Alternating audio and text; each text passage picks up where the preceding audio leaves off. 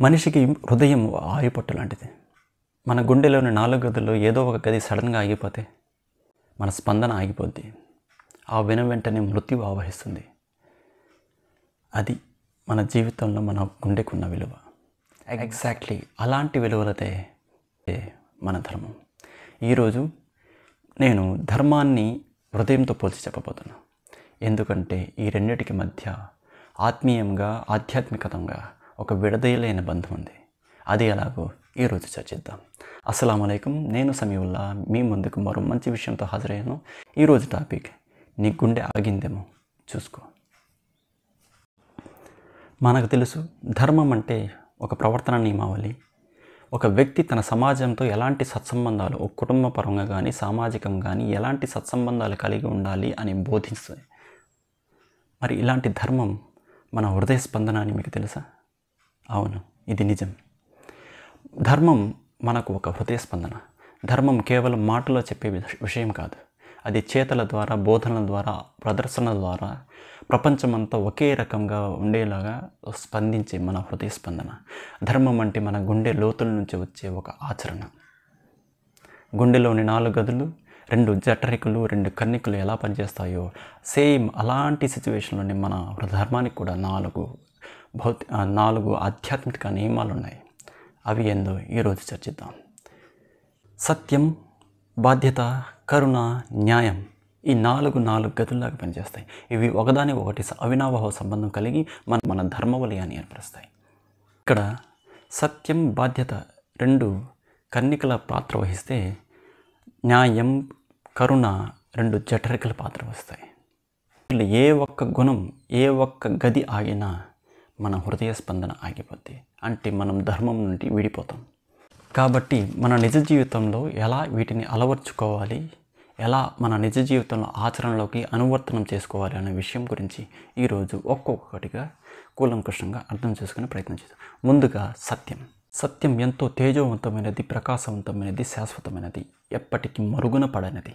సత్యాన్ని తాత్కాలికంగా మనం దాచాలన్నా లేకుంటే దాన్ని ఆపాలన్నా ఆ తాత్కాలిక క్షణం వరకు మాత్రమే ఆగుతుంది. కానీ ఏదో ఒక రోజు అది ప్రళయంలాగా విస్ఫోటం చెంది మనం కళ్ళ ముందుకు వచ్చి తీరుతుంది. అది మన సత్యానికి ఉన్న పవర్. మన నిజ జీవితంలో ఎన్నో కోకొల్లలు ఇలాంటి సంఘటనలు చూసే ఉంటాం. సత్యాన్ని సత్యంతోనే రుజువు చేసి చూపుతానని దైవం కూడా మన దైవ గ్రంథంలో చెప్తున్నాడు.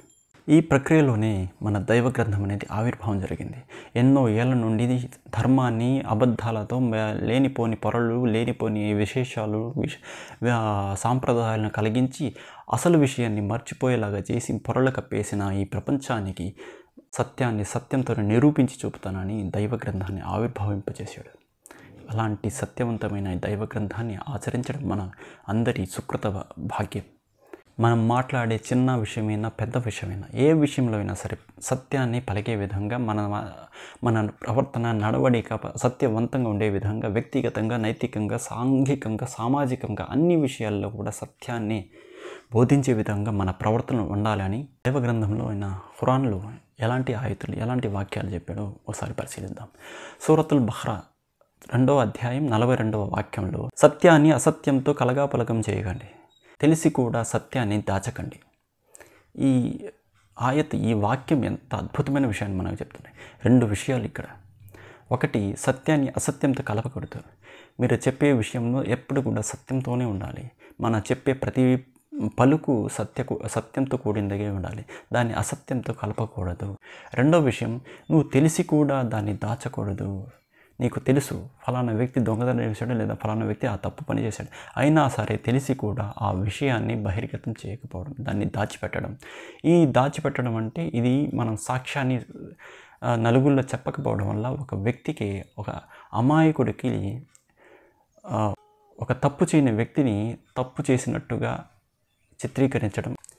ఇక 2వ ఆయత్ సూరతుల్ ఇస్రా 17వ అధ్యాయం 81వ వాక్యం, ఓ ప్రవక్త చెప్పు, సత్యం వచ్చింది, అసత్యం తుడిచిపెట్టుకుపోయింది, అసత్యం ఎప్పటికీ తుడిచిపెట్టుకుపోయేదే. ఈ విషయం, ఈ వాక్యం నుండి మనకు అర్థమయ్యేదండి, సత్యం ఎప్పటికి కూడా అది సత్యవంతంగానే, అది నిప్పులాగే ఉంటుంది. మనం ఎన్ని పొరలు కప్పినా అది భస్మీకరణం చేసుకుంటూ మనం కళ్ళ ఎదుటికి వచ్చి తీరుతుంది.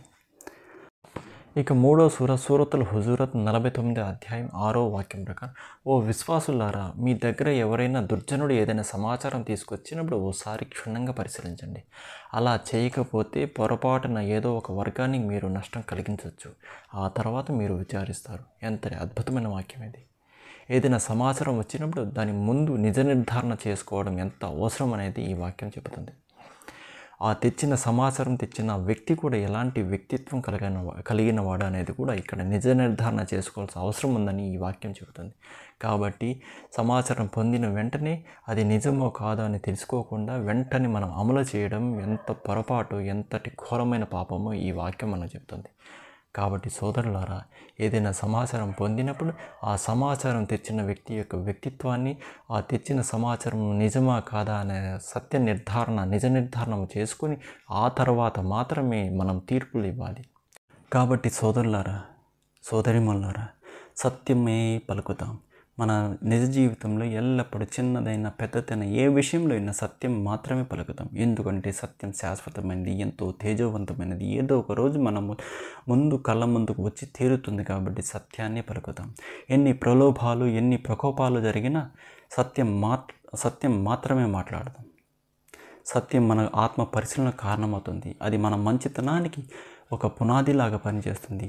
అది మనకు స్వర్గాన్ని కూడా ప్రాప్తి పొంది చేస్తుంది.